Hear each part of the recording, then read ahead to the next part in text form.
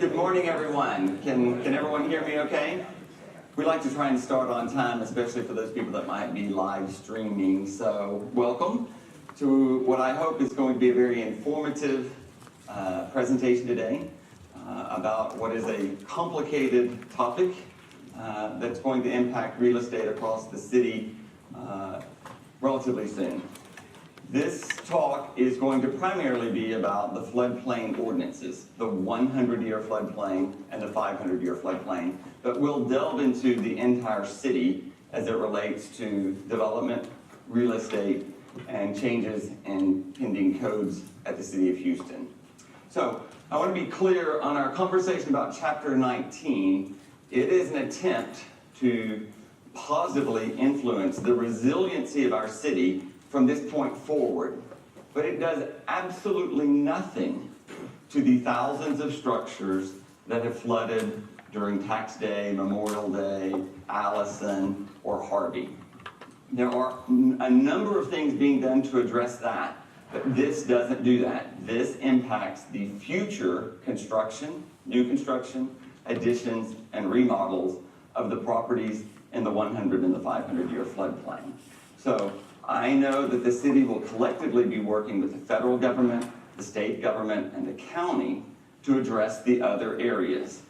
That includes dredging of the reservoirs, creation of a new reservoir, widening of the bayous, deepening of the bayous, and most importantly, is something the city could do would be to address its infrastructure problem that impacts drainage across the entire city. This is about the Floodplain Ordinance, Chapter 19 of our development code in the city of Houston. And we have had this development code, for decades as it related to flood insurance from FEMA and the federal government. We've regulated the 100-year floodplain, and we've done a pretty good job in the last decade, since about 2006, 2008, when the current regulation went into play, of about 1 foot over the base flood elevation. Primarily, that has been doing its job. We've done a better job. Those structures have not flooded. The historic floods are mostly in older homes that were built prior to 1981, when there was very little development code whatsoever. And those structures have a propensity to flooding and still can flood tomorrow if there's a heavy rain. So we're not really going to address any of those other things today. We're just going to really talk about Chapter 19 and the development code. So, moving on. So why are we here? What are we talking about? We're really talking about areas in the 100 and the 500-year floodplain. And you're going to move quicker than that. Okay. This is the map of the city as it related to Harvey with impact. And I don't want to just talk about Harvey, because I do think we're going to assume Harvey is an outlier. 40 and 50 inches of rainfall in a very short period of time is not a normal factor. You've got to realize the average rainfall in the city of Houston is about 50 inches a year. That's what we average on an average year, whatever. And we're going to be measuring rainfall as it relates to its intensity. How much rainfall are we getting in a certain period of time? But this shows you the fairly equitable distribution of houses that were impacted. North in Kingwood, west in Cinco Ranch, Meyerland, Independence Heights, Cashmere Garden in the near north side, a fair number of areas equitably spread out throughout the entire city. So if we go to the current floodplain maps, this is the 100-year and the 500-year floodplain map as it relates today. And I will tell you that this data is outdated. We're using old information for these maps that we currently have, but it's at least a starting point for our conversation today. The 100-year floodplain makes up 30% of all of the land in the city limits of the city of Houston. 30% of all the land. These slides are all going to be available to you. We're happy to email them to you also. The 500-year floodplain equals 7% of additional land. So between the 100 and the 500-year floodplain, you're talking about 37% of all geography, all parcels of land in the city of Houston. Okay? If we break this down even more, that equates to, in the 100-year floodplain, 101,000 parcels of land. This is legal descriptions, tracts of land that have been platted at the city of Houston. 87,000 of those tracts of land have a structure on them, and almost 14,000 do not. Okay? In the 500-year floodplain, you see the numbers. There are 85,000 parcels, 77,000 of them have a building on them, and 8,100 of them are vacant today. If you add those numbers together, it's a hell of a lot of homes. Okay? If you add back the others outside the floodplain, this is the impact at Harvey. 100-year, 24,000 structures impacted, 65,000 no damage, 27% of the total parcels in the 100 were impacted. In the 500, 22,000 were impacted, 53,000 no damage of the 75,000 total. The total of those two, you can see, 46,000 structures were impacted out of the 118,000 no damage. But look at the bottom number. 111,000 structures outside of the floodplain were impacted. Okay? Almost 400,000 were not impacted of the total in our city of 504,000 structures. More structures were impacted outside of the 100 and the 500-year floodplain than were in the 100 and 500-year floodplain. We're going to talk about both of those areas. We should never really be saying 100 year. I think that's a whole fallacy. Where this thing comes into play is a total misnomer in my world. You need to think of the 100-year floodplain, which is geography this way. This is how big is this area, how wide is the swath. And think of it as a 1% chance in that geography that you have to flood. In any given time, you have a 1% chance of flooding if you have a structure in that area.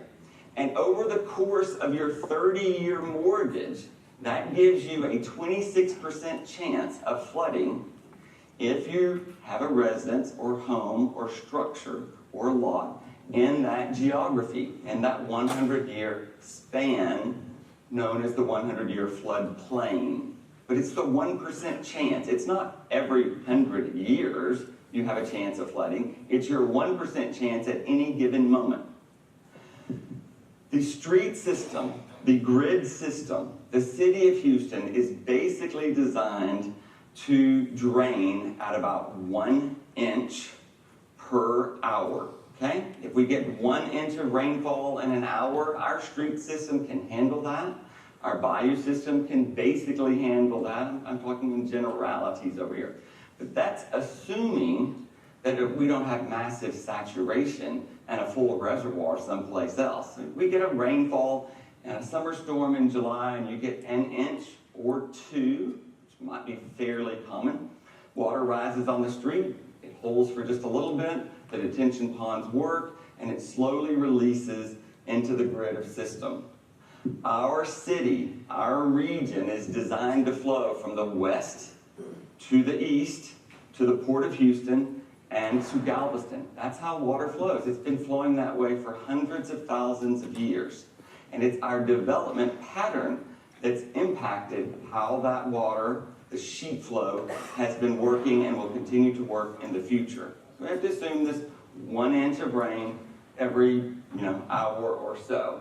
So in your 500-year floodplain, that's geography, you have a 0.2% chance of flooding at any given time, or over the course of your 30-year mortgage, about a 6% chance that your structure would flood over 30 years. We know, though, that the data that we're using to calculate the rainfall is outdated. We're using old data, and we haven't mapped enough of the areas to really determine the true reality of where the floodplains are and what is the impact of a certain amount of rainfall over a period of time. So we're going to get new maps, but the reality of the new maps, no one knows. It could be within a year. I don't think so. It could be as long as 4 years. No one knows as they're mapping, are they going to release one map at a time per watershed? Or are they going to wait, compile them all together, put them out for public comment, and then adopt them? So I don't think we're going to get any new flood maps anytime soon. We're going to at least go through another hurricane season or two before we see new flood maps. The way the flood maps currently work is if we measure this 1% chance of rain, we are measuring over 12 hours how much rainfall would we get to calculate this 1% risk. And that's assuming 10.8 inches in a 12-hour period of time for a 1% chance rain. And for the 500-year or 0.2% deal, it's 15.5 inches. You'll notice that tax day, Allison, and Harvey, this is the amount of rainfall that we got within the 12 hours. So if we're calculating the 100-year floodplain based on 10.8, and you get 21 inches, you're going to exceed the 100-year floodplain, right? Water had nowhere to go. No ability to transport it that quick. No ability for it to be drained into the system. And it's happened a number of times. If we calculate the 24-hour rainfall, and we're using a measurement of 13 inches for the 100-year event, and you get 26 or 28 or 17, you can see we're certainly exceeding the number that we're calculating the geography based on. Okay? We're calculating the floodplain based on this number, and we're actually getting that much rain. We know that to be true. You can't have 3 500-year floods in 3 years and not make a certain assumption that the Gulf of Mexico is warmer than it used to be, that we have more rainfall than ever, but what we really have is greater intensity, more rainfall in a shorter span of time, and no ability to address the drainage. We've got our gallon of water, and we're pouring our gallon into our quart cup over here, and there's no place for the water, there's no ability to absorb it. You turn on a little bit of your bathtub faucet, your drain can handle a dripping faucet or a normal deal. You turn on the hot and cold both at the same time, and you go away for a few hours, your bathtub is overflowing. Our city is overflowing when you have this kind of intensity of these numbers. And I think everyone will agree the number's going to go up. But when it goes up, it's going to either increase the quantity of land in the 100 and the 500-year floodplain, right? It's going to get larger. And the base flood elevation that we've been using is going to get higher because we have more rainfall than we've been using. So we know that Atlas 14 is the new it's in a comment period, it probably just ended or whatever, measuring the rainfall that we actually are getting on more up-to-date. And because this data is out, I mean, this is how we're able to say the 100-year floodplain is going to increase and the base flood elevations are going to increase. We just don't know when the maps are going to be out. But we know the information we're using is not sufficient for the maps and the estimates that we're using. So people are basing their decisions on outdated and illogical data. We have to use a new paradigm in order to address the reality that we're in, which is greater intensity of rainfall in smaller amounts of time. If you're in real estate, you need to learn the watersheds. You need to understand how the water flows. You need to know the area outside of just the bayou and the impact of water as it's flowing from these areas, from the west to the east. How's it going to get there? Through the bayous, through a canal, or through the street system if the drainage system is backed up. So start studying the watersheds. I'm not going to get hung up on watersheds today.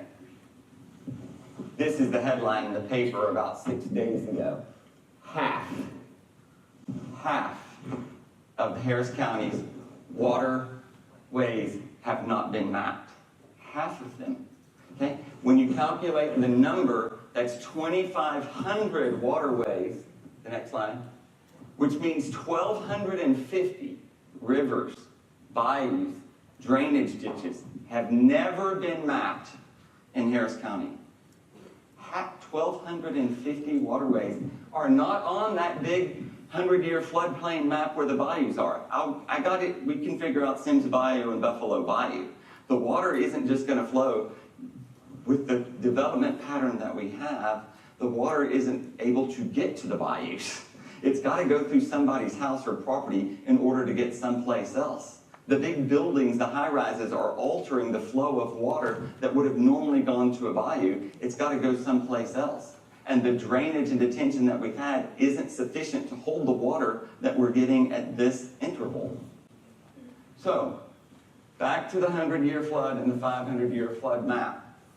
This is our current data, but we know that the information is going to get larger. So the mayor made a decision, wasn't the most politically favorable decision, but to go ahead and for the first time add the 500-year floodplain into the ordinances for Chapter 19 and regulate the 100-year and the 500-year basically the same. So it's increased the geography at least by the 7% of land and the number of structures that we talked about earlier. This is passed. It's not coming up for debate. It will not be any reversal of this sort of thing, and it will go into effect September 1. Okay? So automatically, you know that there's going to be changes in all of that geography starting September 1 with regards to new constructions, additions, and substantial remodeling. 31% of the homes that were built since 2006 in the 100-year floodplain flooded. Roughly 3,000, a little more than 3,000 of new homes flooded as in that 100-year floodplain, which tells me the 100 base flood elevation plus 1 isn't high enough in certain regions. You know that. And I will be perfectly honest, I know that using these new numbers causes some houses to be significantly higher than their neighborhood development pattern and perhaps even higher than Harvey water. Let's don't just think about Harvey. Harvey is this rainfall event. It did not rain equitably around the whole city in the same way. It rained differently. The next major storm, it's going to rain differently than it did at Harvey. So we have to prepare for the future. The whole development changes are not about setting some minimum standard that will get us out of harm's way today and next year. It's designed to be resilient. Keep the structures built from this point forward out of flood's harm way 30 years from now, 50 years from now. These structures are going to last a very long time. We can't just have such an incremental little standard anymore. We've raised the bar. And I know it will be difficult, and we'll discuss how that will work on some properties. But we're talking about where we have done a pretty good job of understanding the 100-year floodplain and calculating where the base flood elevation was because we had to have flood insurance for our mortgages. So it's a common concept that we understand 100-year base flood elevations, okay? But that information is irrelevant in our world anymore. It's only relevant to get you some flood insurance today, but it's going to cause you harm if you don't understand the 500-year flood level in the 100-year floodplain and the 500-year floodplain. It's the only real number that matters today. The 500-year flood level in all of that 37% of our geography. It's a very hard concept to understand. You've got to find the 500-year flood level in the 100-year floodplain and the 500-year floodplain. And it's not something we've been used to doing. So 500 is our new reality, the 500-year floodplain. When the maps are adjusted, and if they are adjusted in 1 year, they're adjusted in 2 years, they're adjusted in 4 years, I assure you the city will come back and will modify Chapter 19 and will probably not regulate the new 500-year the same way we're regulating the 100-year. We're doing it today because we don't know where the maps are. When we get the maps, we'll be able to reevaluate. So I'm not saying it's always going to be regulated in the 500. As the 100 expands here and the 500 goes here, maybe we don't need to be this high in the 500 after the new maps take into account the intensity of rainfall. Very little regulation whatsoever before 1981. The average structure that floods today was built before 1981. Okay? No doubt about it. Plenty of structures. Thousands and thousands. Dozens of thousands of houses are built below the base flood elevation throughout our inner city. And they will continue to flood unless something different happens. The current regulation was 100 base flood elevation plus 1 foot, and it works fairly well. And now we're talking about 2 feet above the 500-year flood level. Fairly significant increase over here. Okay, let's keep going. I'm not going to get hung up here. No, you went too fast. This map is going to be your friend. You're going to need to figure out how to get to this map. This map is going to show you the difference between the 100-year base flood elevation and the 500-year flood event. And on average, it's about a foot, a little more than a foot. Okay?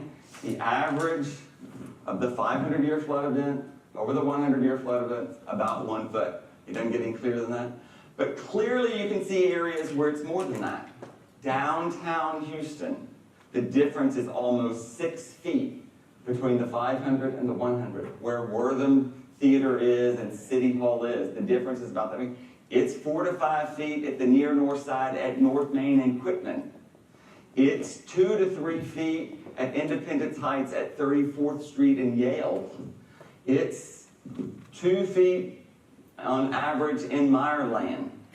So not only do you have to calculate 100-year base flood elevation, 500-year flood event, 2 feet, 1 feet, you're going to be 2 feet above that. 2 feet above the 500-year flood marker. Okay? So now you have to be able to get to this 500-year level and figure out where it is. So how's that going to work? Here's the regulations and how they're going to work. This chart also is fairly important for you when you're going back to reference. Instead of just regulating in the 100-year, we're going to regulate the 500-year. Okay? You've got to start asking the question, are you in the 500-year? If you're selling a house in the 500-year, we must disclose to the buyers of these properties that they're in a 500-year floodplain that is now regulated by the city of Houston, and it certainly impacts the future use of that land. So we must begin now to disclose the 500-year floodplain to every buyer. If your property's in the 500-year and you're selling that property, you must disclose to your buyer that you're in the 500-year floodplain, because now we're going to regulate.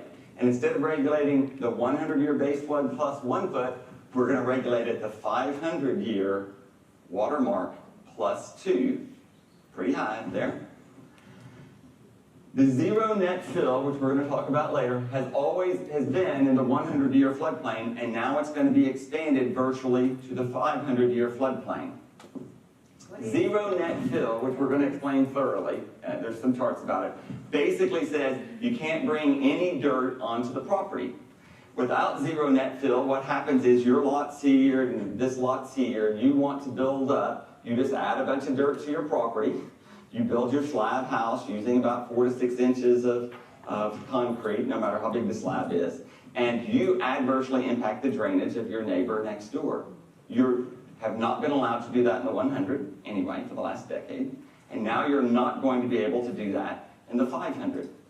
You add zero net fill and 500 plus 2, let's be clear, you're only going to get a pier and beam house in the 100-year floodplain, and you're virtually only going to get a pier and beam house in the 500-year floodplain if you're building on a lot-by-lot basis, or you're talking about one individual lot at a time.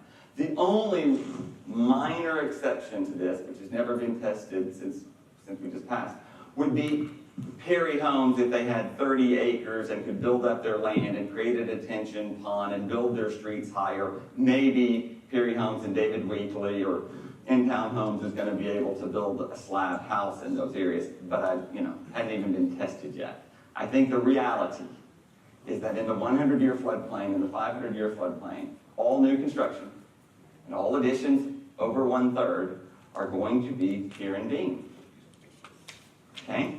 Fairly significant. Does that increase the cost of the housing? Of course it does. I mean, no one is denying that it doesn't increase the cost. It's designed to keep people from flooding. Doesn't do any good to let them save $20,000 if the average floodplain in Houston, Texas is $43,000. It's not a very good return on our money.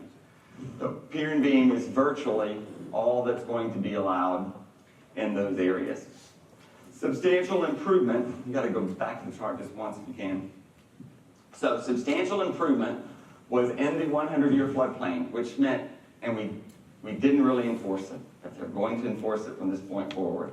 If you have a structure and it's substantially damaged more than 50% of the value of the improvement, not including the value of the land, your improvement must meet a new code, okay? You're going to need to meet the new code. You're going to have to elevate the entire structure, okay? You have a $400,000 house in Timber Grove, and the value of the land's $250,000, value of the structure is $150,000, and you have water in that structure and it's more than $75,000, you're going to get to raise the entire structure before you're given a permit. The entire structure. Yep, I don't want to get too bogged. I'm going to answer all these questions at the end, but do you have a question? So that's for if it was damaged by water. It's in the 500-year floodplain that you're renovating and it exceeds 50% of the value of the structure. You don't have to raise it? That's not, no, you are going to, if it's more than 50% of the value of the structure. Regardless of whether or not you're renovating due to flood. That's right. No. Yes. It has nothing to do with flood. I'm sorry. Yes. If you have substantial improvement, which is not substantial damage, you're doing substantial improvement more than 50%, you're going to have to meet the new regulations. So, It's not just for It could be up 6 feet. I don't know what it is. Depends on where you are. In Timber Grove, the average is, and Shady Acres, the average is 5 feet. So you're in the 5 feet. floodplain, never flooded, but you're going to go do an extensive renovation. You now have to raise that slab house. Yes, you do. Well, would you just dump the slab and do the pyramid? You'd either have to raise your slab house or tear down your slab house and build back your pier and beam house out of the floodway. Even if it's never flooded. Yes. Because you're not going to build new anything soon. Yes. It's designed, yes. And the reason is the city doesn't want you to flood. City doesn't want you to spend a bunch of money to make your house really nice and then flood next August. Don't have to agree or disagree, but we can come back here. Okay, so if you do an addition more than 1/3, so you have your 1,500 square foot house and you go do a 501 square foot addition, and you're in the 100-year floodplain or the 500-year floodplain. An addition now, we're not talking about improvement or remodeling, you're going to have to raise your house, you're going to have to raise the addition to the new rule, 500 plus 2 for your addition. So you're in Shady Acres, you've got your 1,000 square foot bungalow, you're adding your 2,000 square foot to the back, you're going to be at the new rule, 500 plus 2, for anything greater than 1/3. If you're doing less than 1/3 and you're in the 100-year floodplain, you're going to have to meet the old regulation of 100 base flood elevation plus 1. If you are in the 500 and you do an addition less than 1/3, they will let you do your addition at your current slab grade or whatever you're at. It's not going to be the new rule for less than 1/3 in the 500. But I'll be clear, ordinances change all the time. I don't think they're going to allow you to do this very long. I think we're going to dilly-dally around here for another 6 or 8 months and see how this works out. And when people do these additions, and their addition's still going to be subject to flooding, I think the political will is going to say, raise all these structures, any addition above the 2-foot mark of the 500 watermark. Okay? But that's not the rule now. I'm explaining what the rule is. Rule is greater than 1/3, meet the new rule. Less than 1/3, in the 100 there's a rule, in the 500 there's no rule. Okay? This is all assuming single-family housing that we're talking about. And I don't want to get too much into commercial, but commercial gets worse, okay? And critical structures get worse. And critical structures are anything that the public goes to, a hospital, a police station, a fire station, a medical, an emergency clinic, and a daycare. So you got a daycare on North Main. Your new daycare is going to get to be, if North Main is 5 feet up in the air, your daycare is going to be 6 feet up in the air. Critical facilities have a higher threshold than single-family residents. Not a lot of commercial people here, but it will certainly impact commercial in certain areas. Now, let's just say you're in Meyerland, and in Meyerland, your yard got, the water got to the 50-foot mark, and the new rule's at 55 feet up here. You want to be at 55. The city can't adopt that as an ordinance because it impacts our ability for everyone to get flood insurance. But an individual homeowner can come and justify and say, I'd like to build at 52 feet versus 55, which is still 2 feet higher than Harvey, which was a catastrophic event. And there is a mechanism because while this is a one-size-fits-all, we agree that there has to be some mechanism for common sense to come on board. And there is a mechanism. There is an appeal immediately. You can go to the chief engineer and you can try and justify it, and we don't get the answer that you want. You can go to the General Appeals Board. I think common sense will prevail. Okay? So there will be instances we will let people build lower than the regulation, but we just have to look at it on a case-by-case basis. So I would imagine that the General Appeals Board, starting about October, November, December, is going to get pretty busy, right? I would think so. Let's just get prepared for that. We average 8 to 10 appeals a year currently, and we're anticipating 20 and 30 of these things a month coming on pretty quickly. We'll just have to see how this works. But there is a process for you to justify why your house shouldn't be that high. But here's the inherent problem with all of it, even going back to your 1/3 addition. And this is why I think we need to be concerned about it. Today, if you buy a house today and we close today, and you're 6 inches above the 100-year base flood elevation, and you get flood insurance, and it's about as low as it can get, which is somewhere $400 or $500 over there. And the new map comes out, and you're 2 feet below, and your insurance all of a sudden goes $4,000 a month because you bought your townhouse in Shady Acres, and your slab's 2 feet below the new map. Your flood insurance price just skyrocketed, right? Your addition's going to be the same way. So, all of these people need to be concerned not only about just getting barely out of the 100 base flood elevation now, they got to get high enough so that they aren't required to have flood insurance in the future when the new maps come, right? Because that's going to be the cost. So as we pass on $20,000 or $30,000 of additional costs for the pier and beam foundation, the way the mayor justified it, when you finance that over 30 years, it's going to be $200 a month or whatever, which is cheaper than the flood insurance was going to cost if we let them build in the floodplain. So the actual monthly cost would be less using the new regulations, provided it keeps you out of harm's way and, above what the new flood map says for flood insurance. Okay. How are we doing? Have I confused you thoroughly? Got to have the 500-year flood mark in the 100-year and the 500, which is not easy to get to. So let's try and show you how we're going to get there. This is your next most important thing. This GEMS map is your new friend. Everyone's going to be playing on the GEMS map. You're going to get to it by going to this website. We're going to email all this to you. So you're going to get to this website, and it's going to be complicated for a while. Here's how it's going to work.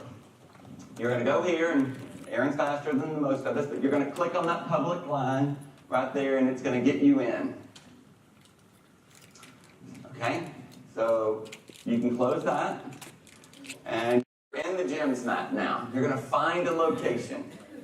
So you click on the little find a location. It gives you the ability to put in an address. Now, we're looking for things in the 100 and in the 500, so if you put an address and it's not in the 100 or 500, you're going to have more difficulty than you think. But let's just put in an address, and we're going to use Arturo's address over here, because I'm going to use this over. Is that all right? Do you care? All right. 4405 Viking is in Oak Forest over there. He's close to a bayou. And you must put in this address, and you had to click the little button that you wanted the flood stuff. You're going fast enough? It pops up these options. You're going to click on this one. That's where we're looking for. And it's going to show you where the house is. Here's the bayou. Here's the house. You click on the little icon for the eye. Okay? That gives us some more options. You must have clicked the eye up under the Public Works GIS up here beforehand. Then you click on this eye down here. And it's going to pull us up some information, hopefully. It's not the perfect system yet, but this does work. All right, this is showing you now we're in the 100-year floodplain. Here's the 500-year floodplain. So we're verifying that it's in the floodplain. Information number 1. I'm in a floodplain. Which one am I in? I'm in the 100 or I'm in the 500? Now that I'm there, and I can click on that little deal, it's going to bring you to this result, and it's going to give you this information, which basically says your 500-year watermark is here, 69.76. And on average, where were you? That number is 3 feet 7 inches above his grade of his dirt of his lot, okay? So the 500-year mark in general is about 4 feet higher than his dirt on his property. And if he tore his house down or had to rebuild, he'd have to build at 5.7 feet above his natural grade. That's his new height of his house at 4405 Viking. Now, in reality, Arturo's house is much lower than this, and Arturo did not get any water. He didn't get any water. He got some water in the street. The bayou filled up, and their street filled up, but he did not get any water into his house or into his garage. No real garage at the moment, okay? But this is how you're going to find this number right here. You're going to go to that website, you're going to practice and practice and practice. So when you're looking at a house, and they didn't tell you if it was in the 500, and you can look on a little map and see if it's close to some little bayou anywhere, you're going to have to go click on it and see if it's in the 500 year. You're going to do the same exact thing. Go to the Jim's map, you're going to do this little scenario. So you're going to get to practice with this. Why are they saying pixel? It just is, I don't know, I'm not an engineer or a scientist. It's a formula of how they've arrived at this information. But they have this data now for every house in the 100 and the 500 year floodplain on the city website for us. Okay? So, here are these websites. All right? This is what that was telling you. I think I went over that. So, the way we are going to do business is changing. It's changing in the 100-year floodplain. It's changing in the 500-year floodplain. I don't care what the base flood elevation is in the 100-year floodplain anymore. I just don't care. It doesn't matter. It only matters for the today, to get insurance today. But I get insurance today, and my insurance is going to change significantly when the new maps come out. I want to see how I'm going to be impacted in year 2, 3, or 4 of my purchase, right? I want to know what the hell I'm going to have to do if I ever remodel or do my improvement greater than 50%. Or if I ever want to sell to a builder to tear down and build it up, what am I going to be dealing with? And what's my next door neighbor going to be looking like when they do something to their house, right? You're going to need to know all this information in the 100 and the 500. We will place, the city of Houston will place a hold on every property in the 100-year and the 500-year floodplain, okay? Now, we met with them again yesterday, are not trying to hold up permitting. We want the opposite. We want to speed up permitting. But it's irresponsible to let someone get a permit to do their addition and get the addition up. You know, you poured your beams and you got your first floor up and you call for your structural inspection, and all of a sudden someone figures out, oh no, you're not high enough. And they make you stop and tear it all down because you didn't meet the current code. So we have to have some system in place to verify, are you in the 100 or are you in the 500? Okay? And how are you going to be? What's the 500-year mark for what it is that you're doing? So it will cause an immediate hold if you go to re-pour your driveway over there. There's going to be a small hold. Anticipate some. Now, we have these holes in historic districts. They can be removed in under, a few hours. They're an automatic hold of things on a historic district. And when you just want to go add your ceiling fan to your porch, they remove it immediately and it's not impacted. So, although you're going to have some hold over here, it's not going to impact you if you're just changing out your water heater or air conditioner or toilet or something. But it will be a new level of scrutiny for houses in the 100 and 500-year floodplain. Yep. There was some discussion about whether we would allow driveways to be poured. Why Yes. not have something for No, us? I'll explain that when we get to that section. Oh. Okay? Okay, so expect some problems over here. On the elevation certificates, which you're going to get in the 100, because we've always gotten them in the 100, you're going to have to mark, you're going to have to request, you're going to have to require the title company, they're going to have to understand to mark the 500-year watermark. Okay? So here is a survey of a house in Braes Heights, and it tells me the 100-year base flood elevation. That's lovely, except I need to know more, because I can't do anything with that anymore. That's just to get my initial insurance. And here's the 500-year mark on my survey. Every survey in the 100-year floodplain and 500-year floodplain needs this information now, right? We need to know it. We want to hold the surveyors accountable. I don't want to be responsible over there. You're going to have to mark the 500-year water level on the surveys in the 100-year floodplain and the 500-year floodplain. Do we need to ask specifically You for need- them to do that? Absolutely. Hopefully, it'll start being, it's just going to be confusing in these first few months or whatever. Hopefully, over time, we're going to get to this because everyone's going to ask for it, right?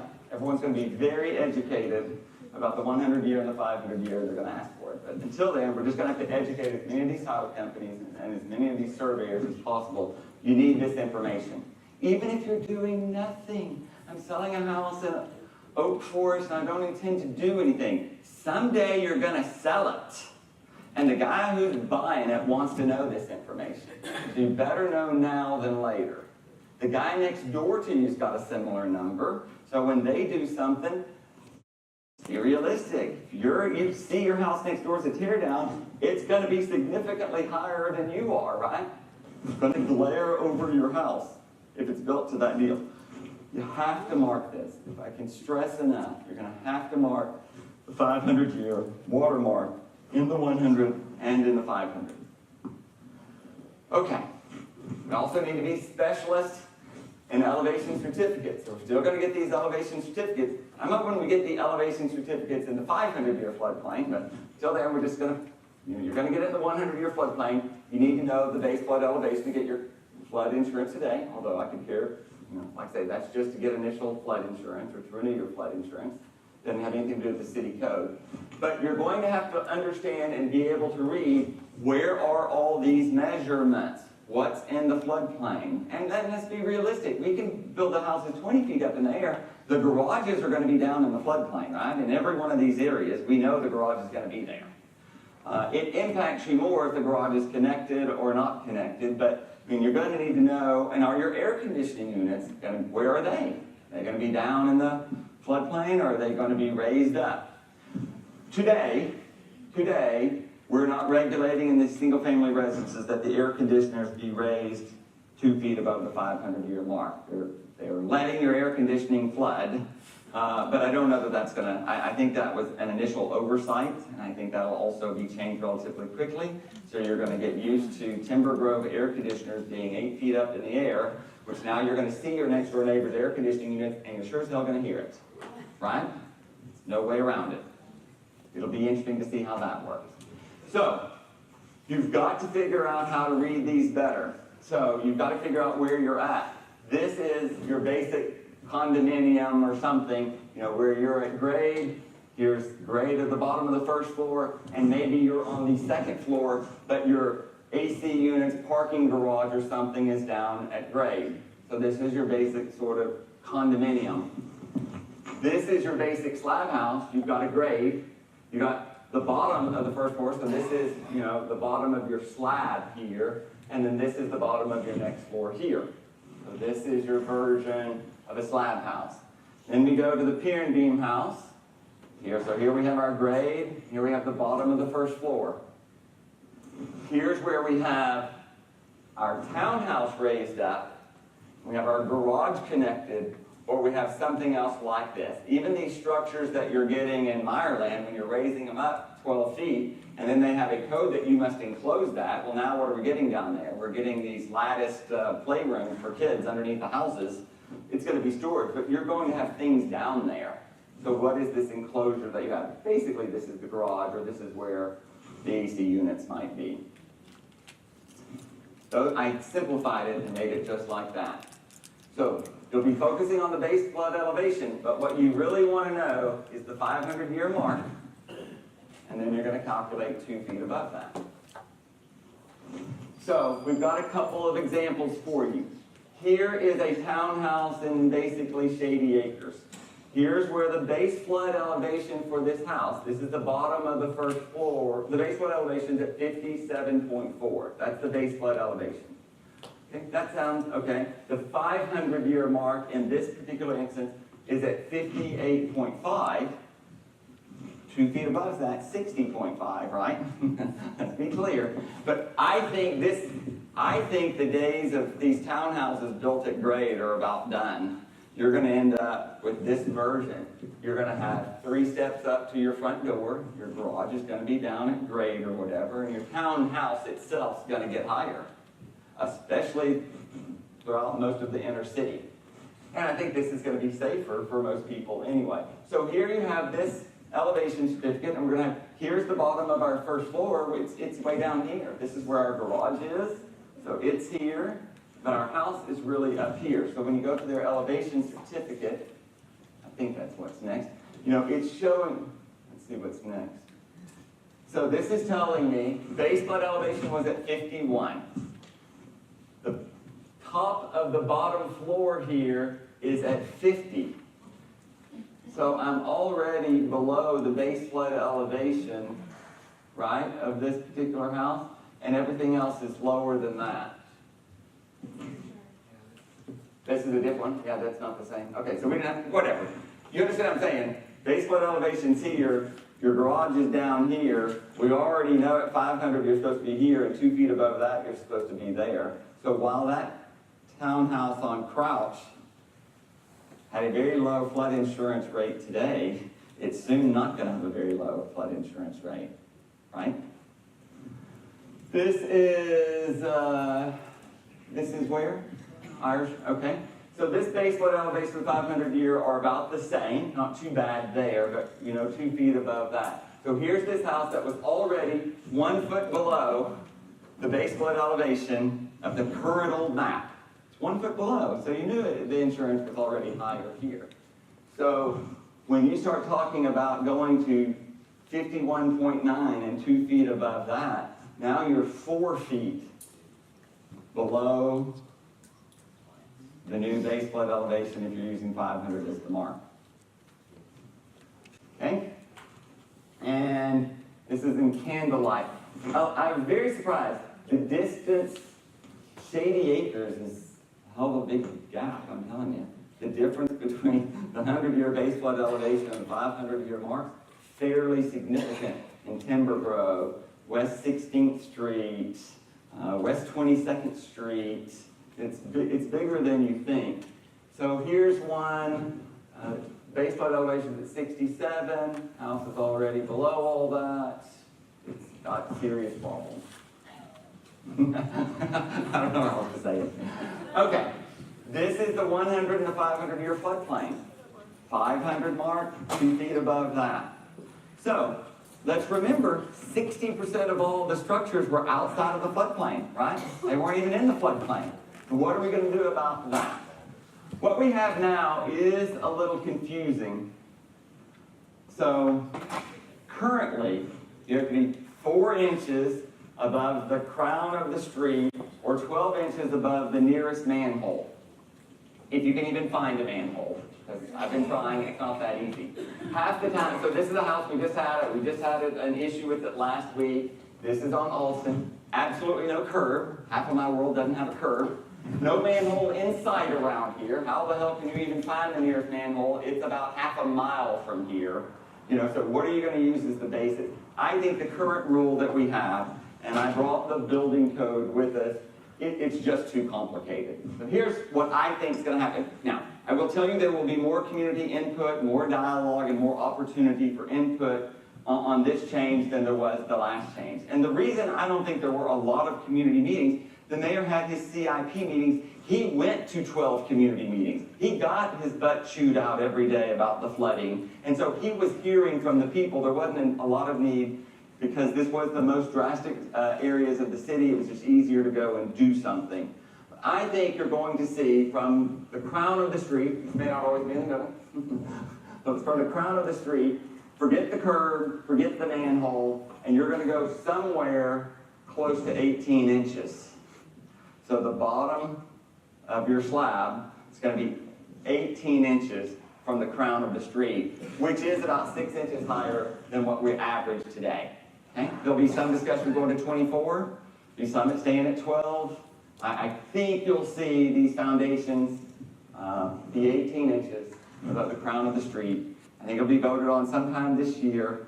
I think it'll go into effect sometime next year. So this is every area outside of the floodplain, which basically when you do this and you deal with drainage, you're not going to get a lot of foundations that are slab here either. Now you can, because you don't have the no net fill rule in play outside of the floodplain. So while you could, now, if you have a typical slab, no matter what it is, the amount of concrete isn't 8 inches or 24 inches or 36 inches is too expensive. You put in ash and you put in dirt, you fill in the difference, and your concrete is a reasonable amount over there. So the net fill or the fill issue is the debate outside of the floodplains. Okay? That'll be the largest debate because that will determine the type of foundation that you have and the affordability of those houses. So you're going to need to understand fill. Of course, here in Dean, you don't have any real fill issues, right? And in reality, the city understands while we don't want ponding under the house, the way the sheet flow works, the water in this scenario would be able to rise from your street and rise underneath your house, which they feel to be safer than getting into your house. Okay?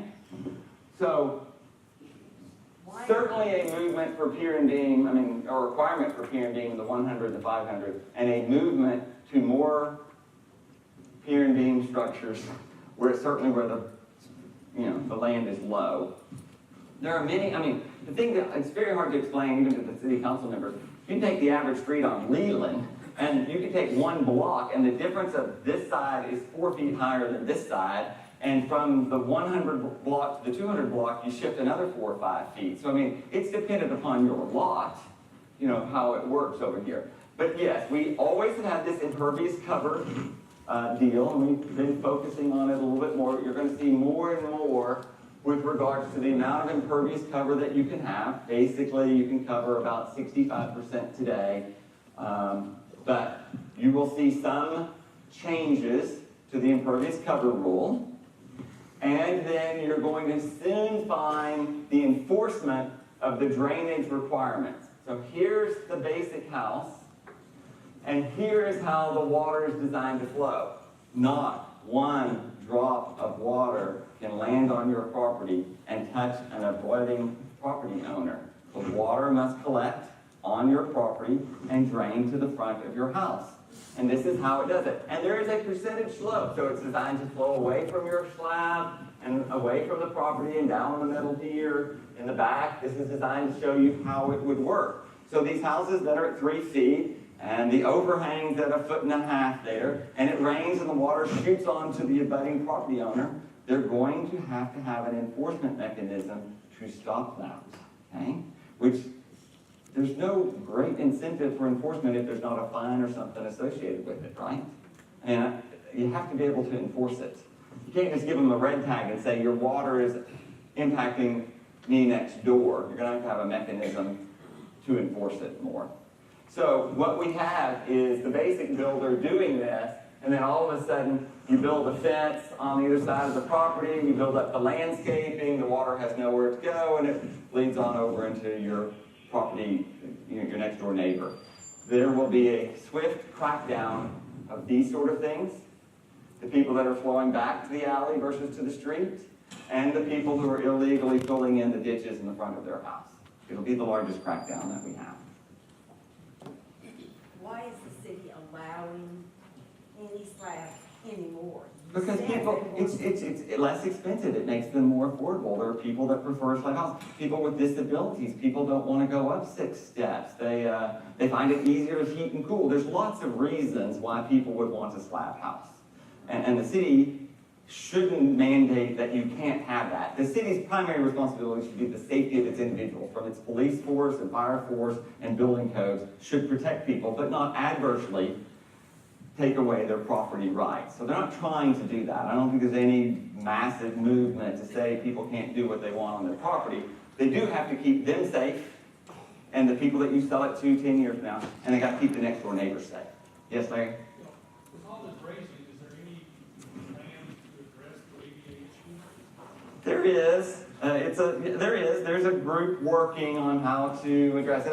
Same thing. I think these garages aren't going to get bigger, and we're going to have these ramps in the back of your garage that's going to get you into this house that's now 4 or 5 feet up higher. You're going to see some of these other changes that make it easier to be more ADA compliant, but I don't think it's all worked out yet, by any means. Okay, then let's go down the insurance path a moment. People in Houston, Texas, if you own a car and you live anywhere, you should get flood insurance, okay? And so you're going to see, I hope you read in the paper, you're going to see all these billboards go up here in just a few months or whatever, promoting insurance. And these are going to be all over the interstate system and everywhere about the importance of getting flood insurance. The more people that get flood insurance make it cheaper for all of us. And it just makes common sense based on the information that we have. 83% of the 1.4 million people in the city did not have flood insurance. 83% did not. It's a lot of people. And remember, more structures flooded outside the floodplain than inside the floodplain. And the average rate, what they say, was about $60 a month for the average person. The average claim is about $43,000. So the higher you are, the cheaper the flood insurance. Let's just put it that way. I'm not a flood expert over here on flood insurance, but I do know the higher you are, the safer it is, and the least expensive that the flood insurance is. So there's going to have to be a balance between how high you are and what makes sense, but we talked about that a little bit. Okay, so kind of in summary over here, get off the base flood elevation and figure out the 500-year flood mark. That's the most important thing today. And you're going to have to disclose to people what's the impact of the future of their land with regards to renovations, improvements. Let's just say these same houses that hurried up and remodeled after Harvey, now they flood again in August. They're $189,000 up somewhere, and you know that they did more than $75,000 or $80,000 worth of renovation. They're not going to be able to get a permit without raising those houses or tearing them down and rebuilding them. We let too many houses remodel too quickly. I think we did. I think it's irresponsible. I think they sell them too quickly to people who are poor suckers who are going to flood in the near future. And I don't think it looks good for the city, and I don't think it looks good from the nation to let us do that anymore. So we all need flood insurance. We all need to understand the 100 and the 500 year. We all need to know that something's happening outside the 100 and 500, and it's happening this year. Okay. How about some questions? Yes, John? Do you have any insider thoughts on, will this expand into other parts of Harris County, the other cities in Harris County? Of us taking in more property and annexing more property? The 500-year becoming a new one. What was the exact, do I think the city's going to annex more property No, there? not annexed, but would incorporate cities within Harris County with others. Bel Air, Westview, Hunters Creek, and all those areas that are inside? Yes. Do I think that they're going to adopt the same thing? Yes, I do. Yes, I do. So the basic floodplain plus a foot plus 2 feet. Forget the 1 foot rule anymore. Plus 2 feet. That doesn't mean that if you build your house 2 feet higher, it's out of the floodplain. You got to know where the water mark is. You got to know where the 500 mark is to determine the base from where you're going to start the 2 feet. That's not 2 feet off the ground. It's 2 feet off of wherever the 500-year water mark is. Yeah, but to make it easier for the general public, would they not do a map that says if you live in Meyerland, you're going to have to be 12 feet above? Every lot's different. Every lot's different. On West Temple, every lot's different. They're not the same height. The west side is one side. It's different from the east side. It's too difficult to have a blanket statement that says all these houses are going to be 6 feet off the ground. It just isn't going to work that way. And they're not doing them all at the same time. They're doing things at different times. Yes, Drew? So we've heard a lot about costs that are gonna be increased with the new regulations, is there gonna be any sort of incentive program? Is there been any discussion about, I mean, there is a trickle of money which is insignificant to help people who are at the lower income levels of our city to help deal with some of it. But no, there's no real incentive to help people. It's just a resiliency effort it's like adding a seatbelt to your car. It costs money, but you're now required to wear the seatbelt. Now you're required to build and remodel at this level. Yes? You mentioned on the Jim's map, the pixel value, that the number for the 500-year. Yep. Is that was kind of blurry. It's basically this is the 500-year mark, right? This was where so your base flood elevation could be at 67 or 68 or 65. So this is where the watermark is. This is the 500-year watermark. Currently. Or the- Based on the information, no, based on historical data that we have, this is the 500-year watermark. Okay, so, but then you say that the FEMA maps are gonna change. Will And that they'll number probably change? most likely look like this. Once they adapt, when we adopt the new FEMA map, and if this is at 68.9, this number's gonna go to 68.9. Okay, and that's gonna be the 5-year mark. It is the 500-year mark, but hopefully that'll become the new base flood elevation, and we can go back to the way we used to do it of using the base flood elevation, because now you're going to be in the 100-year floodplain with the new base flood, because that would be the base flood. So we're arbitrarily picking a number, the 500-year mark, to create what used to be the base flood elevation. So that was the mark at which you would be safe. We know that's too low now, so this is the new base flood elevation in the 500. Okay, regardless of what they say before this, you open these maps and then you get the 100 and the 500. You see the map? So Yep. you say right now, whether you are in the blue or light blue, you are or you're not.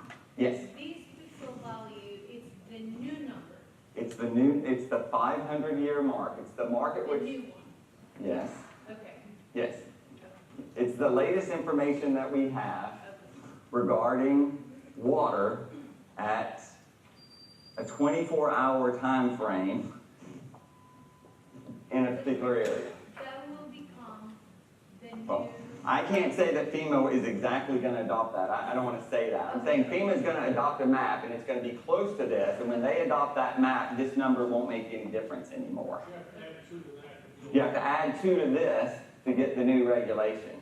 So yeah, I don't know what the FEMA map's going to say, but yeah, someone's pretty smart has decided that this is a number that keeps you out of harm's way. Let's hope the new maps say the same thing. Did I answer your question though? This is how far you are off the ground. This is how far that mark is off the ground, and you're going to be 2 feet above that. So this tells me that wherever this is, biking over there in Oak Forest, the average house, if it were new, is going to be somewhere between 5 and 6 feet off the ground. And the additions greater than a third are going to be this high. The Corps of Engineers is going to do a comprehensive study of use in Harrison County, adjacent counties to redraw maps. I'm assuming they were part of this study that came up with these 500 years. They were. We've used their preliminary numbers that had come out, that were in a draft, that was in a comment period. So we basically used those numbers. And those numbers can adjust. Nobody knows exactly what, And so you can take, let's pretend we go to Bray's Bayou. There wasn't any flooding on Sims Bayou. That project was finished. So you could complete Bray's Bayou, and the quantity of land could be reduced in the 100 and the 500 year, right? I mean, it could be, you get deeper, you get wider on a bayou, you could pull these houses out of the floodplain, which could be a positive sign. So there will be some reduction based on what they do, but I don't think they're going to do anything quick enough. But it's going to get larger and deeper because of the intensity of the rainfall that's not reflected in the current maps. Do we know what the timeline is? 1 to 4 years is the basic answer. So it's a moving target. Absolutely it is. Absolutely. So I'm about to build a house. Are you in the 100 or the 500? One, Then the likelihood, when you calculate the new rain intensity, okay, with what we've got going on, which isn't anything major in your life going to be impacted in the next year. You're not going to get a reservoir next year. We're not going to dredge the other reservoirs next year. If they do, I don't even know how much impact that has across the entire city, so I don't know where your lot is. But the likelihood is that you're still going to need to be at a number fairly higher than you think to keep yourself from having to pay higher federal flood insurance so rates. that's the other question.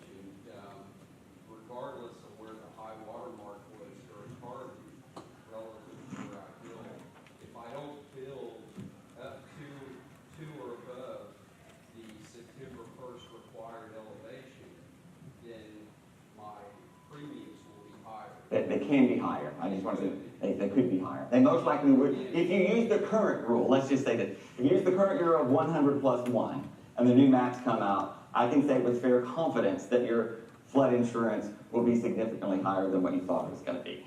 Now, this number may be too high for you. It may be too high for some people. I want to be clear. It's a pretty high number because it's not really just considering this map that's going to come out in 1 to 4 years. It's thinking about a map 25 or 30 years from now because we're thinking that you want to give that house to your kids or grandkids and we want them not to pay a fortune for flood insurance. So the threshold was not an incremental small increase. It was a relatively large increase. I want to be clear. It may be larger than you really need today, but we're going to make the assumption millions more people are going to move to Houston, Texas, and we're going to get a hell of a lot more concrete and less green space, right? And with that assumption, you've got to plan for the future, and I think part of this was shifting it. If you're going to go, there's no difference between going 65 miles per hour and 75 miles per hour. You might as well just go. So it's a little higher in some areas than you probably want it to be. But I guess to be very specific, the Corps of Engineers were consulted when they said, We use 2 feet above the 500 year, we think that that's a safe elevation, and that once we redraw the maps, it won't be any higher. Is that true? that's a true statement. Here's what's probably more true. They use their data for sure. They consulted with them, yes. We have enjoyed the lowest federal flood insurance rates that are available in the nation for a city that's the highest prone to flood of any city in the nation. Okay, we have the best rate because of things that we've done. FEMA wrote a letter in support and found the 500 plus 2 to be very favorable to keeping us having the lowest insurance rates in the nation. Okay? It was a factor, and they're determining what our rate's going to be post-Harvey. They endorsed the 500 plus 2. Now, that doesn't mean that the map's going to say you're going to need to be at this deal, because I think every map's going to move a little bit. I don't think it's going to be across the board 1 foot higher or 2 foot higher. You can look back at that original map. The difference in the 100 and 500 is between a few inches and 7 feet. I mean, it's a big number across the area. And all of those haven't mapped a significant portion of the impact in the city these days. You know, every day we're filling in drainage ditches and little canals and little things where there used to be a creek bed and now there's 300 houses. I mean, I'm on the planning commission. We replat hundreds and hundreds and hundreds and hundreds and hundreds of houses every other week, you know, which were on beautiful green space with a lot of trees. In the Katy Prairie, the average acre in the Katy Prairie absorbed 10 inches of water in an hour, and that's gone. And every time you take away that sponge and you put on some driveways and streets, that water, which used to be sucked up in the Katy Prairie, shifts over to Cinco Ranch, the Lakes of Eldridge, Spring Branch, Brays Bayou, Buffalo Bayou, downtown, and Galena Park. That's where it went. Had to go somewhere. It wasn't getting sucked up anymore in the sponge. So are they stopping that replatting? There's no mechanism to stop the replatting at the moment. There is a mechanism to require greater detention requirements and to hold them more accountable for adverse impact to their abutting neighbors and across the city. I think there's a more comprehensive approach of saying, when you build, this is all trees, and you build these 500 houses here, it impacted the water here and here and here, and we can't just worry about holding their water here, we gotta see the impact next door. And they can be very conservative with that. They buy up more land. Yeah, but we're just saying in general, at Spring Branch or at TC Jester and 34th or whatever. I mean, those subdivisions are what I was mostly talking about. But yeah, good questions. Any more? Yes, Kelly. Mhm. A lot of these families they're starting Right. to remodel, so should they not be doing that? I'd look at the map. I would look at the map. I would look at the map and see where they're at. And, you know, I wonder about some of these houses like in Denver Harbor and Cashmere Garden and some of those areas where the value of the structure isn't significant. They're going to be greatly impacted. They could get caught pretty quickly. And there's nothing happened that's not going to cause them to flood this summer. I think a lot of those houses need to be raised.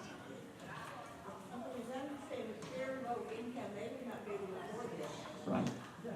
Right. Yeah. So.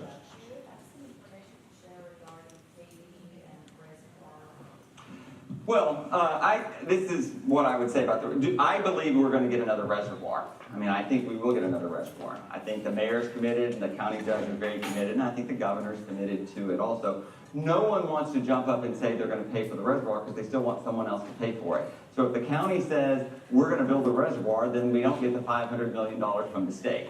So right now it's the chicken and the egg. We all want it, but who's going to pay for it?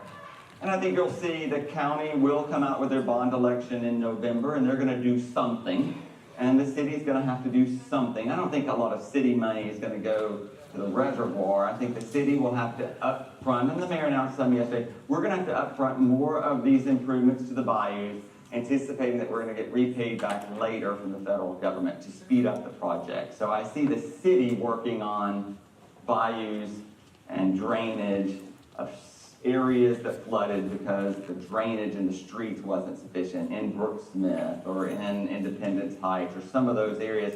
None of those houses flooded because of a rising bayou. They flooded because there wasn't any place for the water to go. So we need to work on that as a city. The county, whose primary responsibility is flood control management, it is the responsibility of the county, but they also fund very little. The money comes from the federal government, and it's just been hard to get the money.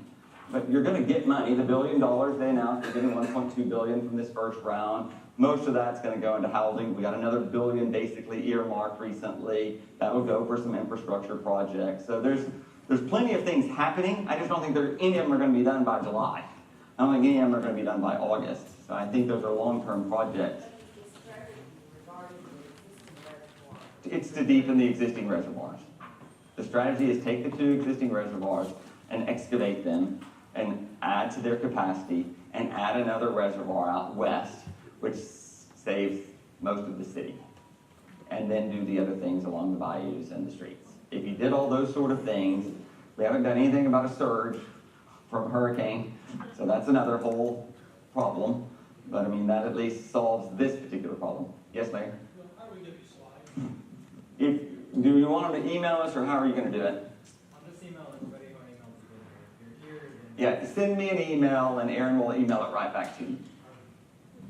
Okay, yes, one more? Sorry. That's good. At what point in time will these ordinances So, affect? The new ones I discussed, Will affect homes that are already in the process for permitting for either elevation or construction? they're grandfathered. They're grandfathered. Not the ones that have received permits. If they're in permitting. It's a permit on August 31st. If they've submitted their deal August 31st, and they submit a complete package, not just a farce of something, because we're wondering how many people are just going to submit something that's not really accurate just to get in the system. But if you're submitted on August 31st, you're grandfathered. Okay, and that translates to inspectors and appeals. Yeah, you're still grandfathered. All of that stuff, you were submitted under the old rules. It's new submissions after September 1 that are subject to these new rules. Okay, thank you all very much. Hope you learned something. It's hard to find that 500 mark. It's hard to find it. Yeah, I mean,